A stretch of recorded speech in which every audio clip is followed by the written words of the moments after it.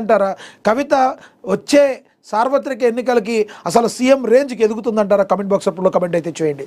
ఇక అదేవిధంగా తెలంగాణలో మహిళలకు 2500 బడ్జెట్తో కొత్త పథకాలు నిధులు. ఈ నెల 26 నుండి అసెంబ్లీ సమావేశాలు. రేవంత్ రెడ్డి సర్కార్ మరో ఎన్నికల హామీ అమలు దిశగా కసరత్తు మొదలుపెట్టింది.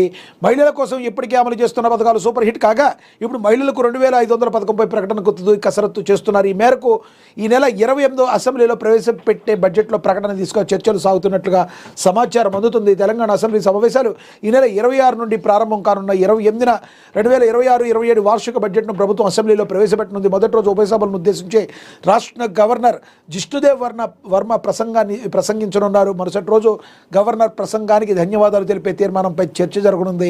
ఈసారి సభను 10 నుండి 15 రోజుల పాటు నిర్వహించాలని ప్రభుత్వం అయితే యోచిస్తున్నట్లుగా మరి మనకి స్పష్టమవుతుంది. మరి ఈ సభకైనా కేసీఆర్ వస్తారా? వచ్చి మళ్ళీ తూతూ మంత్రంగా వెళ్ళిపోతారా? అసలు బడ్జెట్లో మరి రాష్ట్ర ప్రభుత్వం ఏ విధంగా కేటాయించబోతుంది అన్న విషయాన్ని అందరికీ కొంత ఉత్కంఠగా మారే అవకాశం అయితే స్పష్టంగా అయితే కనబడుతుంది. ఏది ఏమైనప్పటికీ కూడా మరి 2500 రూపాయలు ఏదైతే హామీ ఉందో ప్రతి మహిళకి ఇచ్చే హామీ, అది నెరవేర్చే దిశగా బడ్జెట్ను కూడా ప్రవేశపెట్టబోతున్నారు. ఇదందరూ కూడా తెలంగాణ ప్రజల మహిళలందరికీ కూడా కొంత ఆనందాన్ని కలిగించే విషయం. చూడాలి మరి ఏ విధంగా కాంగ్రెస్ పార్టీ మరి కాంగ్రెస్ ప్రభుత్వం ఏ విధంగా ఉండబోతుంది. మరి వచ్చే అసెంబ్లీ సమావేశాల్లో ఈ బడ్జెట్లో ప్రవేశపెట్టే అవకాశం అయితే ఉందని స్పష్టంగా అర్థమవుతుందని కూడా ప్రచురించారు. ఇక అదేవిధంగా తెలంగాణ నేతలపై కాంగ్రెస్ హైకమాండ్ ఫుల్ హ్యాపీ. ఎందుకుంటారు హ్యాపీగా? ఎందుకంటే ఏ ఎన్నికలు పెట్టినా గెలుస్తున్నారు. ఎంపీ ఎలక్షన్లో సత్తా చాటారు. గతంతో పోలిస్తే 8 సీట్లు తెచ్చుకుని సత్తా చాటారు. ఆ తర్వాత ఉప ఎన్నికలు ఎక్కడ పెడితే అక్కడ సత్తా చాటారు. సత్తా చాటం కంటే వారు వన్ సైడ్ అయిందనే చెప్పుకోవచ్చు. ఆ తర్వాత ఉప ఎన్నికల తర్వాత పంచాయతీరాజ్ ఎన్నికల్లో కూడా అద్భుతమైన విజయాలు సాధించారు. చాలా అద్భుతమైన విజయాలు సాధించారు. ఆ తర్వాత మరి పంచాయతీలదేముంది, మీరు మున్సిపాలిటీలో గెలవండని తొడలు కొట్టిన బీజేపీ బీఆర్ఎస్ నేతలకి ఇస్తూ ఇది మేము రాజకీయం చేస్తే ఈ విధంగా ఉంటుంది. రేవంత్ రెడ్డి మున్సిపల్ ఎన్నికల్లో తన సత్తా చాటింది. మరి అద్భుతంగా మున్సిపాలిటీల్లో తన కాంగ్రెస్ జెండా ఎగురవేయడంలో రేవంత్ సర్కార్ మరి బాగా కలిసి పనిచేసి ఒక టీం వర్క్గా అద్భుతమైన విజయాన్ని కాంగ్రెస్కు అప్పచెప్పారు. వెరసి ఇప్పుడు వస్తున్న జిహెచ్ఎంసీ ఎన్నికలు కావచ్చు, జడ్పీటీసీ ఎన్నికల్లో కావచ్చు, మరి అదేవిధంగా ముందడుగు వేయాలని, అయితే ఏది ముందుకు వెళ్ళాలనే విషయంలో కూడా ప్రభుత్వం తర్జనపడుతుంది. ఏదేమైనప్పటికీ కూడా కాంగ్రెస్ ఏదైతే ఈ పర్ఫార్మెన్స్ ఏదైతే ఉందో చాలా హ్యాపీగా రాహుల్ గాంధీ ఉన్నారు. హైకమాండ్ అయితే ఉంది. అద్భుతంగా మరి రేవంత్ సర్కార్ ముందుకు తీసుకువెళ్తున్న తీరు, రేవంత్ రెడ్డి అన్నీ తన భుజస్కంధాలపై వేసుకుని మంత్రులను ఏకతాటిపైకి తీసుకువచ్చి మరి అసలే కాంగ్రెస్ పార్టీలో వాక్ స్వాతంత్రం ఎక్కువగా ఉంటుంది. ఎవరి అభిప్రాయాలు వాళ్ళు బాహటంగానే చెప్తూ ఉంటారు.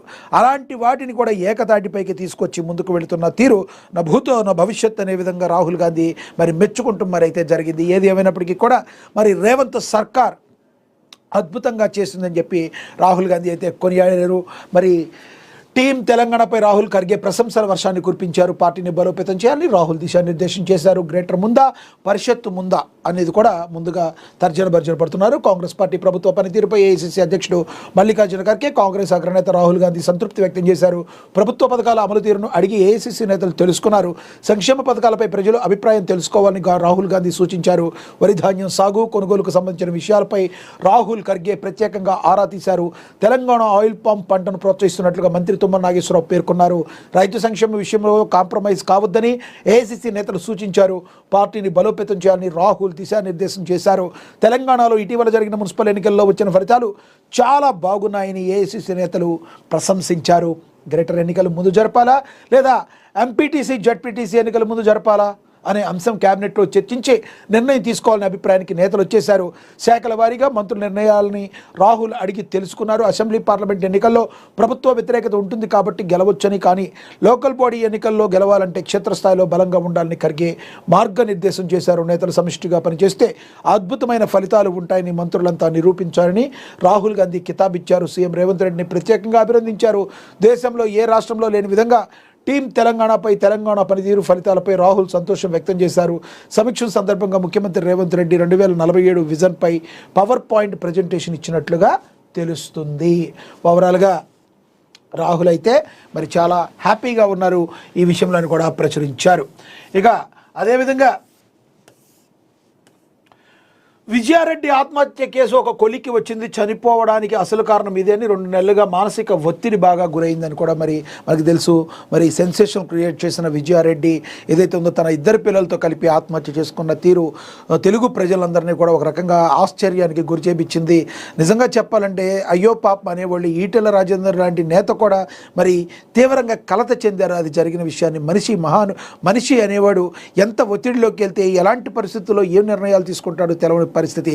ఇలాంటి పరిస్థితులను ఎవరైనా కూడా ఒత్తిడిని అధిగమించాలి అని చెప్పి మరి పెద్దవాళ్ళు తలపడిన వాళ్ళందరూ కూడా చెప్తున్న పరిస్థితి, డాక్టర్లందరూ కూడా చెప్తున్న పరిస్థితి. ఏదేమైనప్పటికీ దాదాపుగా 20 రోజుల క్రితం తెలుగు రాష్ట్రాల్లో సంచలనం సృష్టించిన ఐటీ ఉద్యోగి విజయారెడ్డి ఆత్మహత్య కేసు కొలిక్కి వచ్చింది. ఆమె మృతిపై ఎలాంటి అనుమానాలు లేవని కుటుంబీకులు పోలీసులకు వాంగ్మూలం ఇచ్చారు. విజయారెడ్డి 2 నెలలుగా మానసిక ఒత్తిడికి గురైనట్టు పోలీసులు దర్యాప్తులో గుర్తించారు. గత నెల 31న అర్ధరాత్రి దాటిన తర్వాత చర్లపల్లి రైల్వే స్టేషన్లో ట్రాక్పై ఐటీ ఉద్యోగి విజయారెడ్డి కుమార్తె చేతనారెడ్డి కుమారుడు విశాల్ రెడ్డితో కలిసి ఆత్మహత్యకు పాల్పడిన సంగతి తెలిసిందే. నోట్లో చేతి రాత ఆమెదే. ఈ అనుమానాస్పద కేసును సికింద్రాబాద్ జీఆర్పీ బృందాలు పలు కోణాల్లో వేగవంతంగా దర్యాప్తు చేపట్టాయి. ఉప్పల్ నుండి పటాన్చెరు వరకు విజయారెడ్డి ప్రయాణించిన మార్గాల్లో సీసీటీవీ కెమెరాల ద్వారా పోలీసులు రికార్డైన ఫుటేజ్ను విశ్లేషించారు. ఆమె వద్ద లభ్యమైన సూసైడ్ నోటును కూడా పరిశీలించారు. ఇది కేవలం ఒత్తిడి వల్లనే జరిగింది, మరొకసారి ప్రస్ఫుటమైందని కూడా తెలిపారు. ఇంకా అదేవిధంగా హెరిటేజ్ నాణ్యతలో రాజీ పడబోమని చెప్పి భువనేశ్వరి తెలిపారు. మరి హెరిటేజ్ ఓనర్ అయినటువంటి భువనేశ్వరి తెలిపారు. ఇక బెంగళూరులో ఓపెన్ ఏఐని కొత్త ఆఫీస్ ప్రారంభిస్తున్నట్లుగా ప్రకటించారు. అది కూడా ప్రకటించారు. ఇక ట్రంప్ పట్ల తీవ్ర వ్యతిరేకత కూడా ఉంటుందని కూడా ప్రచురించారు. ఇక మనం 2వ పేజీలో చూద్దాం.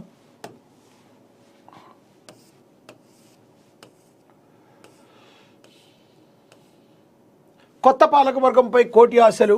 మరి అభివృద్ధి దిశగా వేగం పెంచాలన్న ప్రజల డిమాండ్. మౌలిక వసతులు, పారదర్శకత, మరి పాలనపై ప్రత్యేక దృష్టి అవసరమని, ఎన్నికల హామీలు అమలు చేయడం అసలైన పరీక్ష అని చెప్పి వేములవాడ పట్టణ ప్రజలైతే మరి కోరుకుంటున్నారని కూడా ప్రచురించారు.